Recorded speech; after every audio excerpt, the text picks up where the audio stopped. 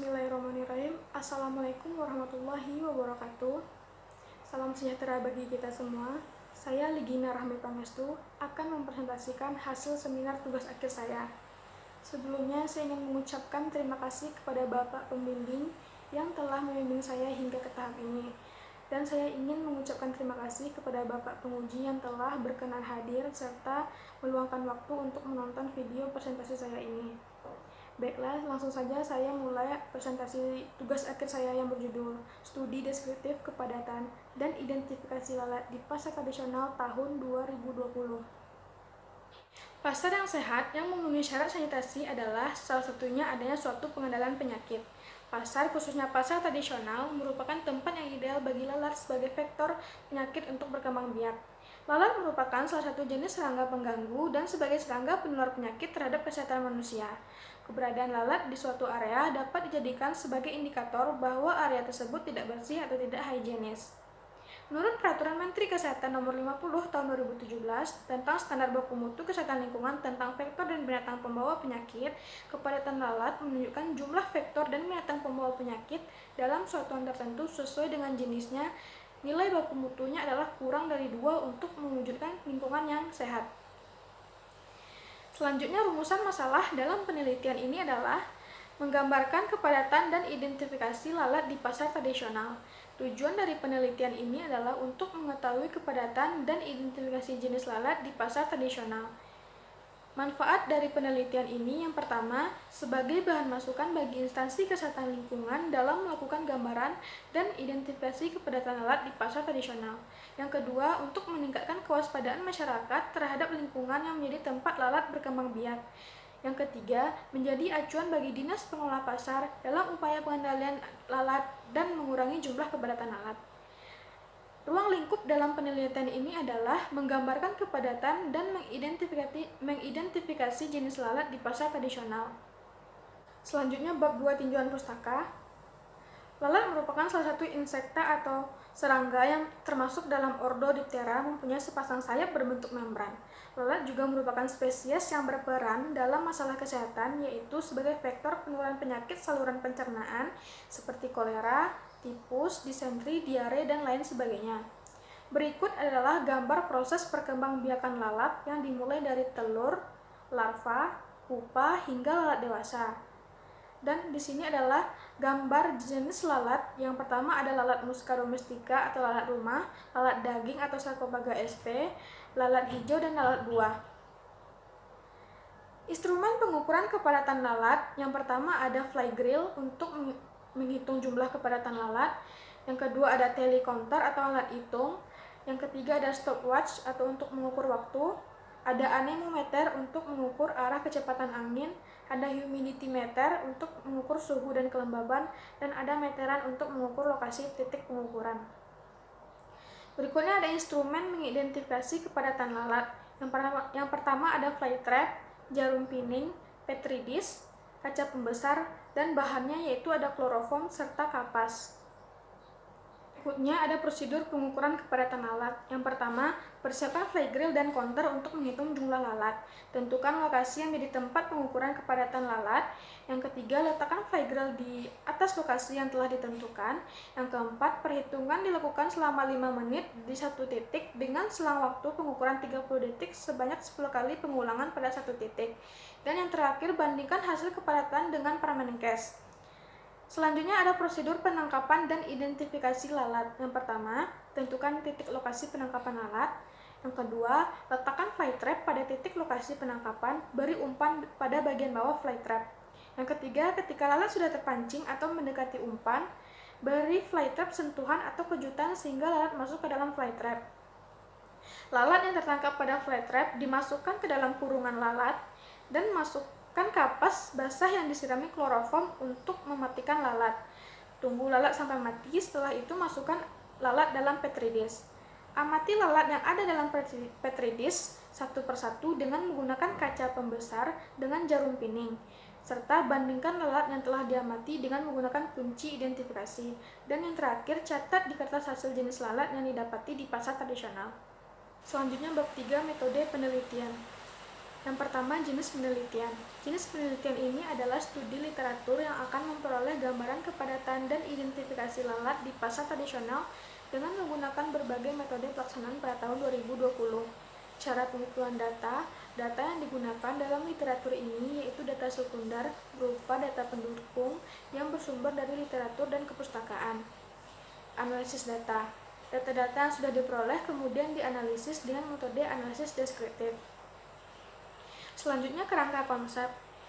Pengukuran kepadatan lalat pada lokasi pengukuran apabila rendah kepadatan lalat bila indeks 0-2. Apabila indeks kepadatan lalat 3-5 berarti sedang. Apabila indeks kepadatan lalat 6-20 berarti tinggi. Dan apabila indeks kepadatan lalat lebih dari 21 ekor berarti sangat tinggi. Lalu mengidentifikasi jenis kepadatan lalat di pasar tradisional didapatkan jenis lalat berupa Musca domestica, Sarcophaga sp, Chrysomia megacephala, dan Drosophila melanogaster. Selanjutnya bab 4 hasil studi dan pembahasan. Yang pertama hasil studi. Pada jurnal 1 yaitu gambaran kepadatan lalat di Pasar Basah Mendonga di Pasar Sentral Kota Kendari tahun 2018 didapatkan bahwa kepadatan lalat yang paling tinggi di Pasar Basah Mendonga yaitu pada sore hari dengan rata-rata kepadatan lalat 13,6 ekor per blok grill. Lalu kepadatan lalat yang paling tinggi di Pasar Sentral Kota Kendari yaitu pada siang hari dengan rata-rata kepadatan lalat 27,1 ekor per blok grill. Dari hasil yang didapat bahwa angka kepadatan lalat yang paling tinggi di Pasar Sentral Kota Kendari dengan rata-rata yaitu 39 ekor per blok grill, sedangkan kepadatan lalat yang paling rendah yaitu di Pasar Basah Mendonga yaitu sekitar 25 ekor per blok grill. Selanjutnya jurnal kedua yaitu tingkat kepadatan lalat di Pasar Motoling, Kecamatan Motoling, Kabupaten Minahasa Selatan. Di sini didapatkan kepadatan lalat yang paling tinggi di Pasar Motoling yaitu di TPS pada sore hari dengan rata-rata kepadatan lalat 90 ekor per blok grill. Dengan suhu rata-rata 29-49 derajat Celcius dan kelembapan 61,5% sampai dengan 63,2%. Dilihat dari kenyataan yang ada bahwa kelembapan udara di Pasar Motoling berada dalam kondisi yang sesuai untuk aktivitas kehidupan lalat. Selanjutnya jurnal 3 dengan judul Keragaman Jenis Lalat di Pasar Tradisional Daerah Istimewa Yogyakarta. Penelitian ini dilakukan di 4 pasar tradisional daerah istimewa Yogyakarta yaitu Pasar Kolombo, Pasar Karangangan, Pasar Giwangan, dan Pasar Demangan. Koleksi sampel lalat dilakukan dengan meletakkan 5 kertas pelekat lalat atau fly sticky paper selama 4 jam pada 2 titik penimbunan sampah pada tiap pasar tradisional tersebut. Identifikasi lalat dilakukan dengan pendekatan karakter morfologi eksternal dan selanjutnya dibandingkan dengan kunci identifikasi, yang mana didapati hasil total 766 lalat yang terdiri dari 2 famili lalat yaitu Caliporidae dengan subfamili Chrysominae dan Caliporinae, Mustidae, dan subfamili Mustinae. Selanjutnya jurnal keempat dengan judul Identifikasi Kepadatan Lalat di Perumahan yang berada di tempat pembuangan akhir TPA Sampah Air Sebakul, Kecamatan Selebaran, Kota Bengkulu. Pada penelitian ini melakukan pengukuran tingkat kepadatan lalat pada lokasi sumber serta lokasi yang berdekatan dengan kehidupan atau kegiatan manusia. Dalam penelitian ini, yaitu rumah penduduk yang berdekatan dengan TPA Air Sebakul, Kota Bengkulu. Pada penelitian ini, pengukuran kepadatan lalat dilakukan pada 13 titik lokasi, yaitu yang pertama, pada TPS 1 didapatkan kepadatan lalat sebesar 10,4 ekor per blok grill, pada TPS 2 10,2 ekor per blok grill, TPS 3 sebesar 8,4 ekor per blok grill, TPS 4 sebesar 8,8 ekor per blok grill, TPS 5 sebesar 9,8 ekor per blok grill, TPS 6 dan 7 13,4 ekor per blok grill, TPS 8, 9, dan 10 yaitu 9,4 ekor per blok grill, sedangkan kandang kambing sebesar 14,4 ekor per blok grill. Semua lokasi berada pada interval 6-20 dengan kategori tinggi atau padat. Maka dapat disimpulkan bahwa 9 titik pengamanan di tempat pembuangan sampah sementara atau TPS berada pada kategori tinggi atau padat. Selanjutnya jurnal 5 dengan judul Deskripsi Kepadatan Lalat di Pasar Kota Banjarnegara pada tahun 2015. Rata-rata kepadatan lalat yang diperoleh pada saat melakukan penelitian di Pasar Kota Banjarnegara termasuk dalam kategori tinggi atau padat. dalam jumlah 6-20 ekor per blok grill. Populasinya dapat dan perlu pengamanan terhadap tempat-tempat berkembangbiakan lalat dan direncanakan suatu upaya pengendalian. Angka rata-rata kepadatan lalat di setiap lokasi di pasar tradisional Banjarnegara. Yang pertama yaitu rata-rata kepadatan lalat di los buah adalah sebesar 4 ekor per blok grill, termasuk dalam kategori sedang. Yang kedua, rata-rata kepadatan lalat pada los sayur yaitu adalah 4 ekor per blok grill. Yang ketiga, rata-rata kepadatan lalat di los ikan sebesar 15 ekor per blok grill, termasuk dalam kategori tinggi. Yang keempat, rata-rata kepadatan lalat di los daging adalah 4 ekor per blok grill, termasuk dalam kategori sedang. Yang kelima, rata-rata kepadatan lalat di TPS adalah 20 ekor per blok grill, termasuk dalam kategori tinggi. Dan yang terakhir, rata-rata kepadatan lalat pada jajanan terbuka adalah 3 ekor per blok grill, termasuk dalam kategori sedang. Selanjutnya, pembahasan. Dalam bab pembahasan ini, penulis akan menjelaskan perbedaan dan persamaan yang ditemukan dalam penelitian 5 literatur ini. Persamaan pertama terdapat pada metode penelitian yang digunakan, yaitu metode deskriptif dengan menggambarkan pengukuran kepadatan lalat dan mengidentifikasi jenis lalat di pasar tradisional. Yang pertama, jurnal pertama didapatkan rata-rata yaitu 39 ekor per blok grill, sedangkan kepadatan paling rendah terdapat di pasar basah Mandonga dengan rata-rata 25 ekor per blok grill. Pada jurnal kedua didapatkan 18 ekor per blok grill di pasar Moteling, Kecamatan Moteling, Kabupaten Minahasa Selatan. Pada jurnal keempat yaitu membahas tentang pengukuran kepadatan tingkat kepadatan lalat di tempat pembuangan akhir sampah. Pada jurnal 5 yang membahas tentang deskripsi kepadatan di pasar kota Banjarnegara yang didapati hasil rata-rata kepadatan lalat yaitu 10 ekor per blok grill.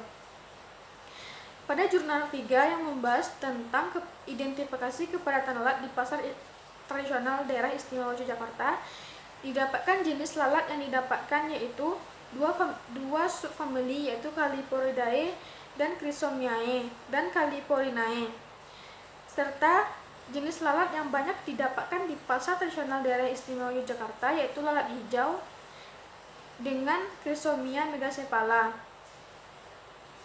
Berdasarkan data dari 5 jurnal di atas, dapat disimpulkan bahwa kepadatan lalat dipengaruhi oleh faktor kebersihan lingkungan, suhu, kelembapan, serta pengolahan sampah yang dilakukan pada setiap lokasi di pasar tradisional tersebut. Dan kelima, data jurnal yang sama-sama menggunakan fly grill dalam mengukur kepadatan lalat di pasar tradisional. Selanjutnya, bab 5, kesimpulan dan saran. Pertama, kesimpulan.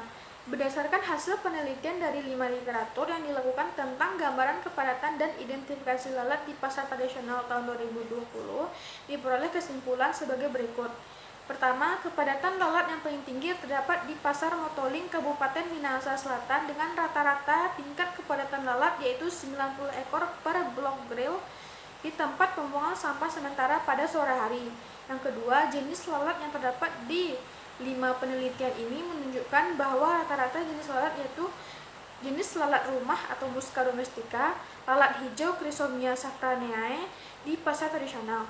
Jenis lalat tersebut dapat membawa penyakit seperti salmonellosis, mastitis, tifus, disentri, antraks, kolera, dan lain sebagainya. Yang kedua, saran. Yang pertama, saran diharapkan pengelolaan kebersihan pasar memperhatikan titik yang menjadi tempat perkembangbiakan kehidupan lalat. Yang kedua, diharapkan masyarakat atau pedagang pasar ikut serta dalam menjaga kebersihan pasar dan lokasi tempat berdagang. Yang ketiga, diharapkan bagi dinas kesehatan agar lebih rutin memeriksa keadaan sanitasi di pasar tradisional, khususnya tempat berkembang biaknya vektor dan binatang pengganggu agar tidak menjadi alur utama penyebaran penyakit berbasis lingkungan. Sekian, terima kasih. Wassalamualaikum warahmatullahi wabarakatuh.